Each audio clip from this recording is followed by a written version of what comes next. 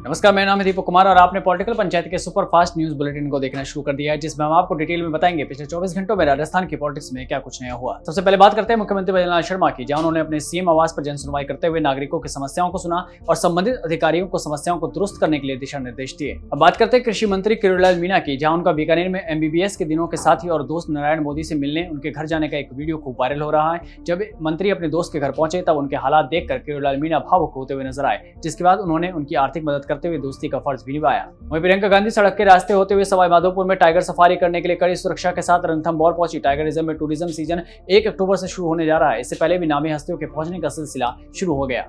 बाड़मेर के पूर्व विधायक मेवाराम जैन की कांग्रेस में वापसी के बाद शहर में लगे आपत्तिजनक होर्डिंग्स और पोस्टरों की गुत्थी पुलिस अब तक नहीं सुलझा पाई। हालांकि जांच में जुटी पुलिस की 3 टीमें लगातार आरोपियों की सुराग तलाश रही है। वहीं इस मामले की मॉनिटरिंग SP नरेंद्र मीणा कर रहे हैं। वहीं जैसलमेर जिले के लखा गांव में निजी कंपनी के खिलाफ चल रहा आंदोलन लगातार बढ़ता जा रहा है। शिव विधायक रविंद्र सिंह भाटी ने 1 करोड़ के मुआवजे की मांग करते हुए धरना स्थल पर ही चारपाई पर रात गुजारी। वहीं आरोपी नेता थान सिंह डोली ने भी ग्रामीणों के साथ समय बिताया। वहीं हाईटेंशन तार की चपेट में आने से घायल हुए गांव के वीरम सिंह का इलाज फिलहाल जोधपुर के MDM हॉस्पिटल में जारी है। वहीं विधायक छोटू सिंह भाटी ने शिव विधायक रविंद्र सिंह भाटी का नाम लिए बिना जैसलमेर में चल रहा ओरन गोचर भूमि को बचाने के लिए धरने पर बाड़मेर के नेताओं और बाहरी जिले के नेताओं पर तीखा तंज कसते हुए कहा कि पहले अपना घर सुधार लो, हम अपना घर खुद देख लेंगे। कई नेता आते हैं और माइक पर भाषणबाजी करके चले जाते हैं। दरअसल छोटू सिंह भाटी का इशारा रविंद्र सिंह भाटी और बाड़मेर के पूर्व जिलाध्यक्ष स्वरूप सिंह खारा को लेकर था। इसके अलावा छोटू सिंह भाटी ने आश्वासन देते हुए बोला पोखरण विधायक महंत प्रतापपुरी और वो खुद दोनों वन्य प्रेमियों के साथ खड़े हैं, जिसके तहत वो जल्द मुख्यमंत्री से मुलाकात करेंगे। वहीं लाइव डिबेट में कांग्रेस के विपक्षी नेता राहुल गांधी को खुलेआम जान से मारने की धमकी मिलने पर कांग्रेस पार्टी भड़क गई है। पार्टी की तरफ से गृह मंत्री अमित शाह को खत भी लिखा गया।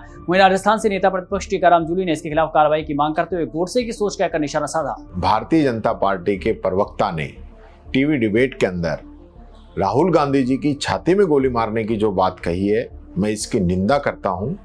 और ये वही सोच है गोडसे की जिन्होंने महात्मा गांधी जी को गोली मारी थी। ये लोग गांधी नाम से ही डरते हैं। वहीं चित्तौड़गढ़ के कपासन में सूरजमाली प्रकरण में सहमति बनने के बाद 13 दिन से जारी धरना अब समाप्त हो चुका है। इस धरने में नागौर सांसद हनुमान बेनीवाल भी शामिल हुए, जहां पर उन्होंने सरकार को 20 मिनट का अल्टीमेटम देते हुए कूच करने की चेतावनी दी, जिसके बाद प्रशासन से लंबी बातचीत का दौर चला और प्रशासन ने सभी मांगों पर सहमति जताई। वहीं अब इस मामले की जांच SOG से करवाने, पीड़ित को 25 लाख रुपए देने, नौकरी और सब्जी मंडी में दुकान आवंटित करने का आश्वासन दिया गया। इसके साथ ही सूरज के इलाज का खर्चा भी राज्य सरकार द्वारा उठाया जाएगा। अब खबर बीकानेर से, जहां कृषि मंत्री किरोड़ीलाल मीणा ने आधी रात को 2 फैक्ट्रियों में छापेमारी कर 64,000 नकली खाद के बैग पकड़े। इस दौरान मंत्री ने दोनों फैक्ट्री को सील करने के निर्देश देते हुए कहा कि वो इस मामले को लेकर सख्त है और मुख्यमंत्री भजनलाल शर्मा से बात करके SOG SIT को जल्द जांच सौंपेंगे। अब बात करते हैं पूर्व मंत्री राजेंद्र सिंह गुड़ा की, जहां उन्होंने उदयपुर बाटी पुलिस थाने के सामने थाने के एंट्री गेट पर चढ़कर अलग अंदाज में जमकर विरोध प्रदर्शन किया। दरअसल ये पूरा मामला जमीन विवाद को लेकर किया गया, जिसमें एक पक्ष ने पुलिस पर आरोप लगाते हुए कहा कि जमीन का विवाद कोर्ट में चल रहा है, लेकिन इसके बावजूद पुलिस ने जबरन दूसरे पक्ष को कब्जा दिलाने की कोशिश की।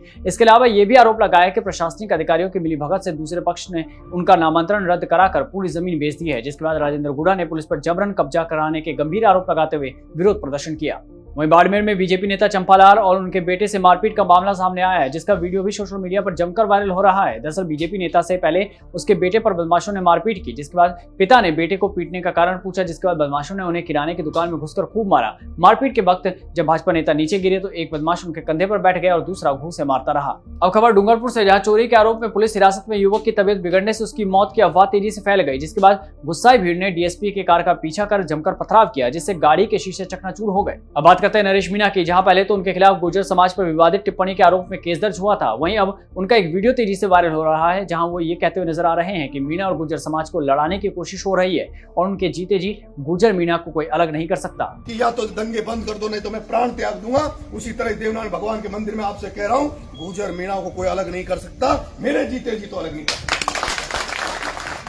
अब खबर जयपुर के हाई सिक्योरिटी सेंट्रल जेल से, जहां कैदियों के पास मोबाइल मिलने का सिलसिला थमने का नाम नहीं ले रहा। 22 दिनों में अब तक टोटल 34 मोबाइल पकड़े गए हैं। इसके अलावा आपको बता दें कि ये वही जेल है जिससे मुख्यमंत्री भजनलाल शर्मा को 2 बार धमकी भी मिल चुकी है। खबर उदयपुर से, जहां फेमस उदयपुर क्रिकेट एसोसिएशन के चुनाव में डॉक्टर लक्ष्यराज सिंह मेवाड़ तीसरी बार निर्विरोध अध्यक्ष निर्वाचित घोषित कर दिए गए हैं। मेवाड़ राजघराने के सदस्य डॉक्टर लक्ष्यराज सिंह मेवाड़ की उदयपुर जिला क्रिकेट संघ में 8 साल बाद फिर से वापसी हुई है। इस दौरान उन्होंने अपने दादाजी और पिताजी का जिक्र करते हुए कहा, क्रिकेट हमारी रगों में बहता है और वो उम्मीद करते हैं कि जो दादाजी पिताजी के सपने थे और आज खिलाड़ियों के सपने हैं उनको वो पूरा कर सके।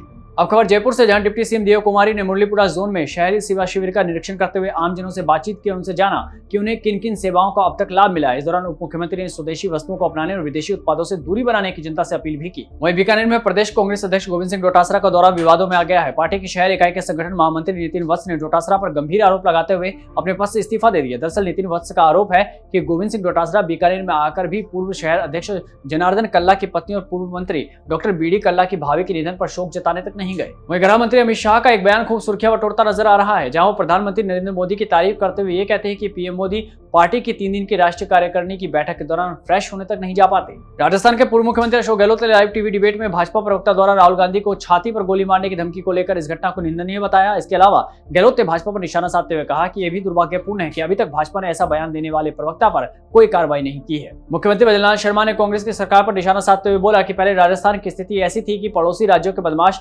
अपराध करने के बाद राजस्थान आते थे। साथ ही उन्होंने कहा, हमारी एंटी गैंगस्टर टास्क फोर्स का गठन किया, जिसमें उनकी प्राथमिकता कानून का राज और अपराधियों पर कड़ा प्रहार है।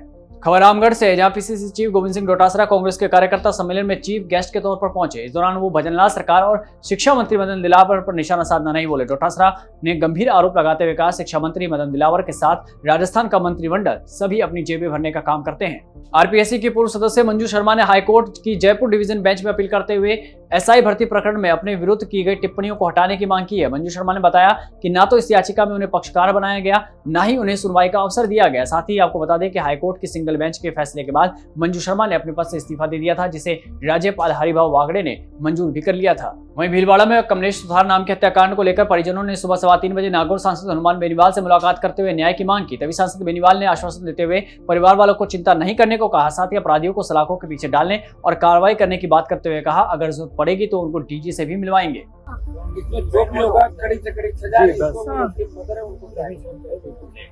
अब खबर जयपुर से, जहां गोपालपुरा बाईपास पर 2 किलोमीटर 160 मीटर लंबा एलिवेटेड रोड बनाने की तैयारी है। मुख्यमंत्री बद्रीनाथ शर्मा ने विधानसभा क्षेत्र में किए जाने वाले अलग अलग कार्यों को लोकार्पण और शिलान्यास किया। इस दौरान उन्होंने इस एलिवेटेड रोड की नींव भी रखी। अब खबर डीग से, जहां प्रधानमंत्री आवास योजना के नाम पर बड़े फर्जीवाड़े का मामला सामने आया है। आरोप है कि एक व्यक्ति ने खुद को सरपंच प्रतिनिधि बताकर गांव के गरीब लोगों से पक्के मकान बनवाने के नाम पर लाखों रुपए ठग लिए। वहीं जालौर में तहसील के मांडवाला ग्राम पंचायत में एक ठेकेदार ने ग्राम विकास अधिकारी पर टेंडर प्रक्रिया में धांधली करने का आरोप लगाया। मामले में सायला विकास अधिकारी को शिकायत देकर कार्रवाई की मांग की है। आरोप है कि अपने नजदीकी ठेकेदारों को टेंडर देने में धांधली की जा रही थी। आज के खबरों में बस इतना ही। कल फिर होगी मुलाकात राजस्थान की तमाम बड़ी खबरों के साथ।